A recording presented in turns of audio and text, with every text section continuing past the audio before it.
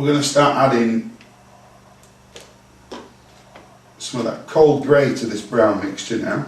We want to really metal this out. So the cold grey is going to start killing off that brown colour. Try and let it dry between each one, but I'm just cracking on with this to show you.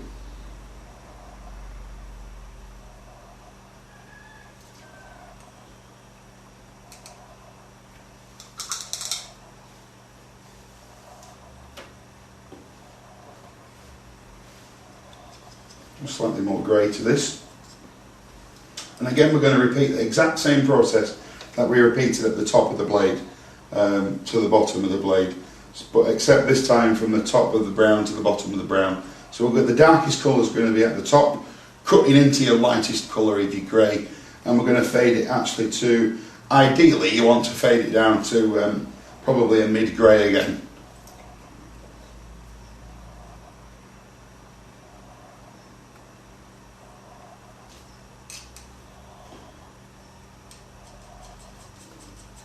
With every stage on this, I'm adding a brush tip full of grey.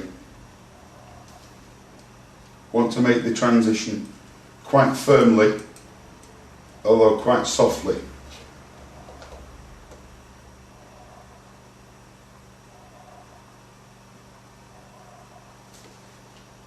Once that's dry, I'm going to add a binding coat to it, the same as we did. 2 or 3 coats.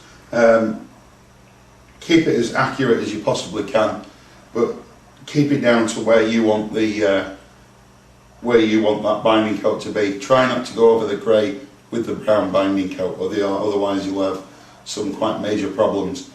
Keep it all accurate to the bottom edge, and we're literally just going to fade that back to Codex Grey.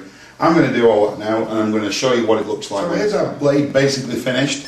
We've got that cut in there of the brown fading to light mid Codex Grey towards the bottom. Don't highlight it too much because otherwise it gets a bit sludgy mixed with the brown.